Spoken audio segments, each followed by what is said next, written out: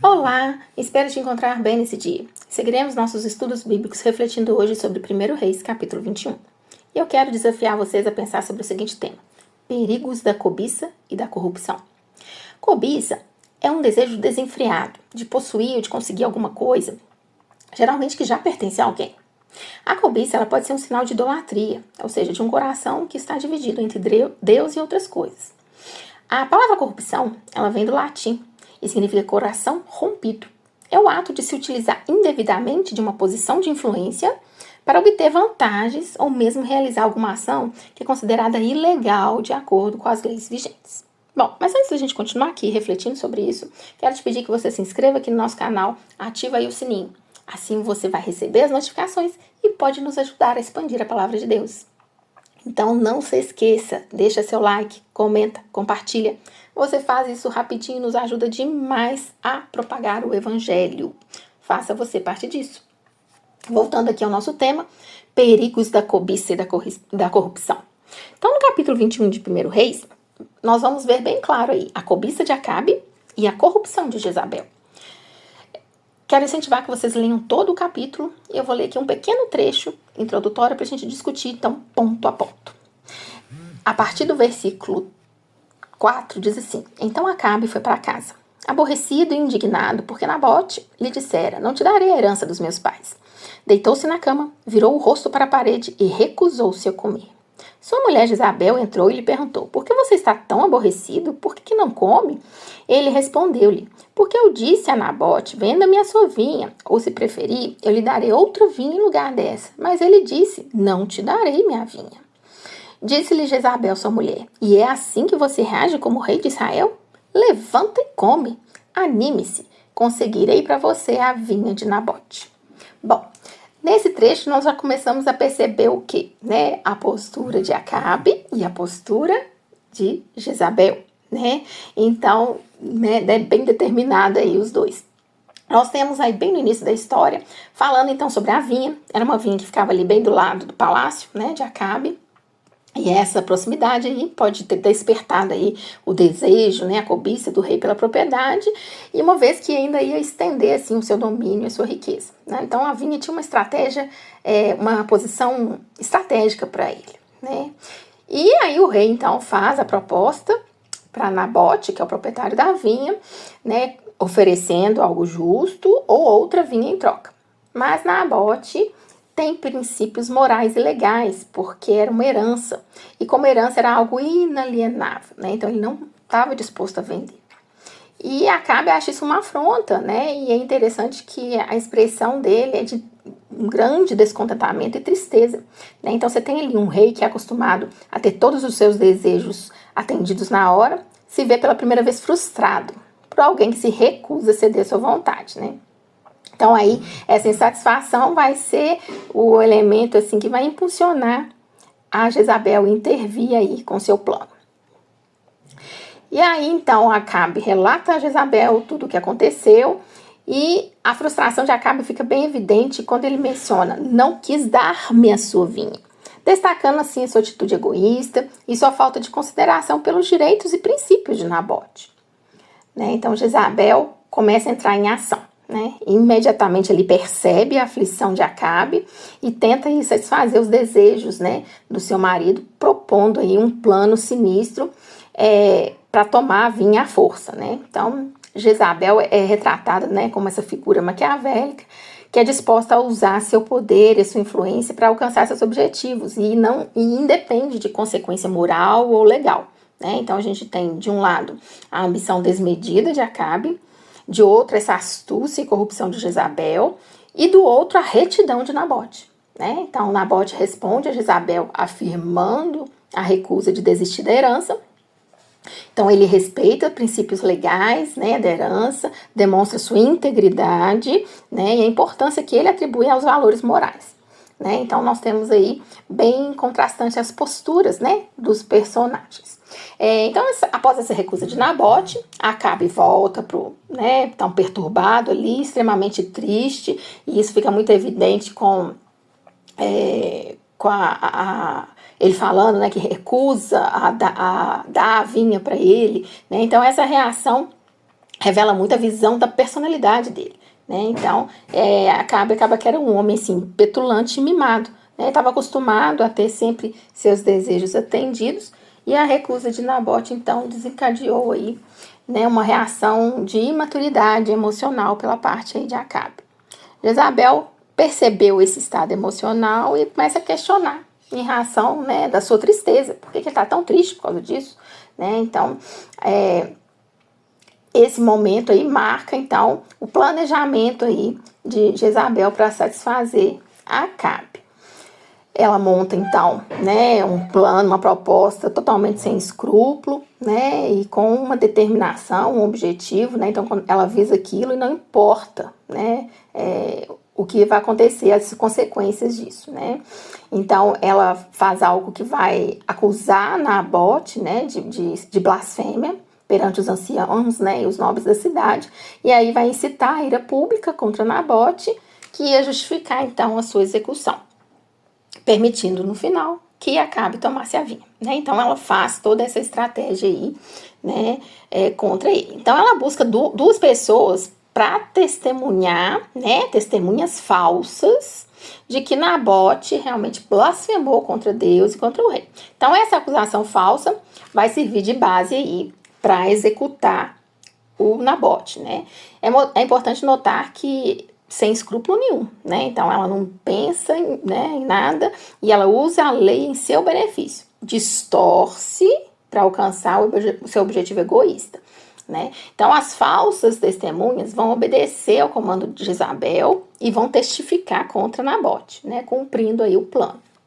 Então a acusação acaba incitando a ira pública e cria então uma atmosfera, né, hostil em relação a Nabote, que é apedrejado até a morte, né, cumprindo aí a sentença de blasfêmia, né, mostrando aí que essa cena trágica, né, ressalta a perversidade de Jezabel e a falta de justiça, né, em sua ação.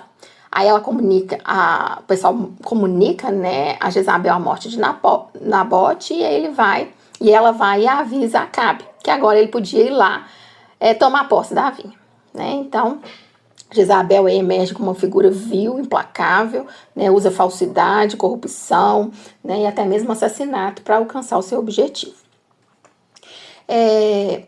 Então, após a execução de Nabote, né, Jezabel vai comunica a Acabe, e ele, por sua vez, vai lá e agora fica com a vinha, né, que está disponível para aquisição, né, já que o legítimo proprietário foi removido por falso testemunho. Então, Jezabel, assim, age de maneira fria e calculada, mostrando, assim, completamente indiferente ao destino, né, trágico que Nabote teve e a injustiça que ela mesma planejou contra ele, né. Então, no versículo 16, mostra, assim, a rapidez com que Acabe se move, né, para tomar posse da vinha, né. Então, o rei, aparentemente sem questionar a legalidade ou a moralidade das ações, imediatamente vai lá, se dirige à vinha para reivindicá-la como propriedade, né? Mostrando aí o quê? A conivência com a manipulação e com a corrupção de Jezabel, né? Além de ilustrar o quê? O seu desejo insaciável de satisfazer a sua cobiça, né? Então, Jezabel e Acabe trabalham juntos, são coniventes. Então esses versículos são marcados bem pela ausência, né, de escrúpulo, pela falta de remorso por parte de Jezabel e Acabe, né? Então eles estão dispostos a se envolver assim, em mentiras, assassinatos, tudo para atingir seu objetivo egoísta, mostrando uma completa falta de respeito de princípios morais e legais. E esses versículos finais vão apontar aí para as consequências que aguardam, né, tanto Acabe e Jezabel, porque a execução de Nabote, ela não vai passar despercebida aos olhos de Deus, né? Então a palavra do Senhor chega a Elias com uma ordem direta para confrontar ali Acabe e anunciar o juízo sobre ele e sua casa, né? Então é aí um exemplo, né, claro da intervenção do Senhor, né, destacando que Deus está assim ciente das ações ímpias de todos os governantes e não os deixa impunes, né? Então Elias encontra Acabe na vinha, que foi o lugar onde o pecado foi consumado, e o profeta apresenta a mensagem de Deus de forma bem enfática, anunciando assim a conduta pecaminosa, fala que os cães lambendo o sangue de Nabote naquele mesmo lugar local lamberiam o sangue de Acabe e que os cães comeriam a carne de Jezabel, né? Então mostra aí esse desfecho trágico, né? Ele vai anunciar também que a casa de Acabe será tratada como a casa de Jeroboão, né? Que também sofreu juízo devido à idolatria e à maldade, né? Ressaltando aí a gravidade dos pecados de Acabe e a severidade aí da punição que vinha sobre ele, toda a dinastia, né? Então mostra aí, claro, a justiça de Deus, né? E o papel dos profetas sempre vindo, confrontando a liderança sobre todas as ações que são contrárias à vontade de Deus, né? Então, a mensagem de Elias ali é um lembrete, né? Que, embora a impiedade possa prosperar, isso é temporariamente, porque o juízo de Deus não falha. E ele vai chegar contra aqueles que praticam o mal. Né? Então, Elias, né, apresenta essa mensagem impactante ali a Acabe, que é consequência, né, da idolatria, da injustiça, da crueldade, né? Elias deixa bem especificado que todos os membros da casa de Acabe seriam destruídos, desde os descendentes até os mais distantes parentes, né? Isso indica aí que o juízo não se limitaria ao próprio Acabe, mas estenderia a toda a sua linhagem, extinguindo realmente sua dinastia, né?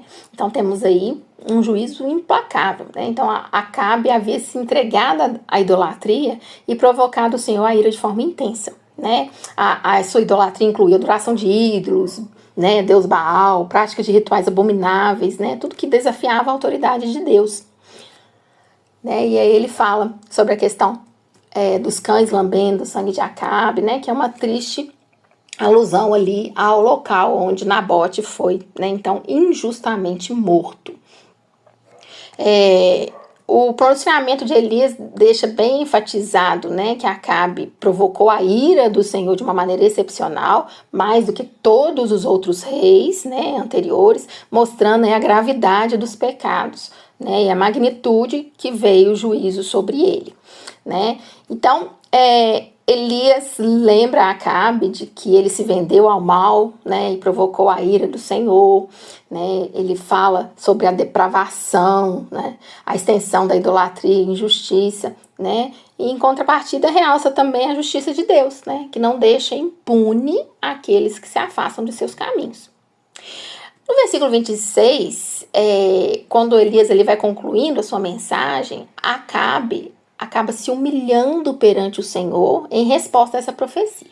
Então, a humilhação de Acabe é um reconhecimento da sua culpa e uma tentativa de buscar a misericórdia de Deus. No entanto, o juízo do Senhor, anunciado por Elias, vai se cumprir.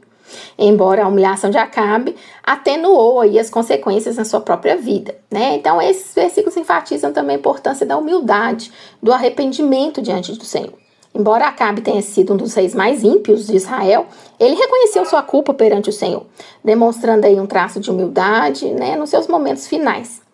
No entanto, é essencial observar e ressaltar que, embora o arrependimento possa ter efeitos positivos na vida pessoal, ele não necessariamente anula as consequências das ações passadas, especialmente quando se trata do juízo de Deus, né? Então, a mensagem de Elias ressalta bem a justiça e a soberania de Deus, né? Além de servir de um exemplo, né? Que todas as ações elas têm consequências, tanto no plano terreno, né? Quanto no plano espiritual. O versículo 28 né, continua retratando a atitude de humildade de Acabe, ao jejuar, vestir-se de pano de saco, deitar-se de rosto em terra, né? São ações que demonstram profundo pesar e arrependimento, né, do rei por sua conduta pecaminosa. Né? Então, é notável que Acabe tenha respondido dessa forma a mensagem de Elias, reconhecendo aí a justiça do juízo de Deus. Né? Então, a história tem essa nota aí de misericórdia e graça por parte de Deus. Né? Então, Deus envia uma palavra a Elias, instruindo ele a informar Acabe que, devido ao seu arrependimento, que foi sincero, que foi humilde, o juízo não virá durante sua vida, mas sim na geração de seus filhos. Né? Então, isso mostra a misericórdia de Deus e sua disposição em responder a um arrependimento genuíno. Né? Então, destacando a importância do arrependimento e da humildade perante Deus. Então, embora Acabe tenha cometido pecados muito graves, encontrou graça aos olhos de Deus ao demonstrar aí um coração quebrantado e arrependido. Isso nos lembra que mesmo quando cometemos erros, podemos encontrar perdão e misericórdia em Deus. E se nos voltarmos para Ele com sinceridade e humildade, né, nós seremos então perdoados. Então, tem, né, essa frisa bem a importância aí de reconhecer os nossos pecados, buscar a Deus com humildade e confiar na sua graça e no seu perdão. Vou trazer aqui 1 Reis 21 para os nossos dias, né? Nós temos aqui, primeiro, né, essa realidade de cobiça, de egoísmo, que ainda assombra o coração humano, né? Então, assim como Acabe cobiçou a vinha de Nabote, muito de nós enfrenta a tentação de buscar, assim, de forma desenfreada, coisas deste mundo, colocando o nosso próprio interesse acima de princípios morais e da vontade de Deus, né? Mas a história de Acabe também nos aponta para a necessidade de humildade e de arrependimento, né? Então o rei se rasgou ali suas vestes e se humilhou perante Deus, né? Então a humildade é o precursor essencial para o arrependimento genuíno e para a gente encontrar a misericórdia de Deus, né? Então essa passagem ela deixa bem frisada a obra redentora de Cristo. Enquanto Acabe enfrentou as consequências de seus pecados, nós também merecemos a ira de Deus devido às nossas transgressões. No entanto, através da morte e ressurreição de Jesus Cristo, encontramos perdão e reconciliação com Deus. Então, Cristo pagou o preço dos nossos pecados na cruz e nos permitiu experimentar a graça e a misericórdia divinas. Então, essa história nos desafia a refletir sobre como usamos nossas vidas e recursos também. Como cristãos, somos chamados a ser mordomos fiéis das bênçãos que Deus nos concede.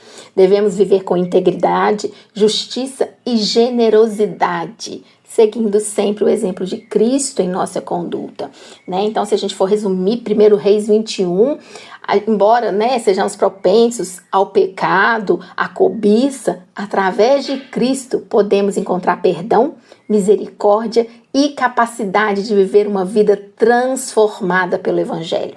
Que possamos buscar isso, a humildade, o arrependimento e a fidelidade em nossas vidas, trazendo glória sempre ao nosso Salvador Jesus Cristo em tudo que formos fazer. Que Deus nos ajude a aprender essas lições e aplicá-las na nossa vida. Queria te incentivar a estar orando então por arrependimento e humildade, para que possamos sempre alcançar a misericórdia do Senhor, que nós possamos orar, né, por justiça e integridade nas nossas vidas, nas vidas dos nossos líderes e governantes, né, que possam estar agindo sempre com retidão e equidade. Devemos orar por generosidade e mordomia cristã, né? Deus nos confia sempre coisas, pessoas, né? Então ore para que Deus nos ajude a viver vidas marcadas por generosidade e pelo compartilhar, né, com pessoas necessitadas. Então ore para que Ele te capacite a usar os seus recursos de forma sábia e justa. Que Deus te abençoe.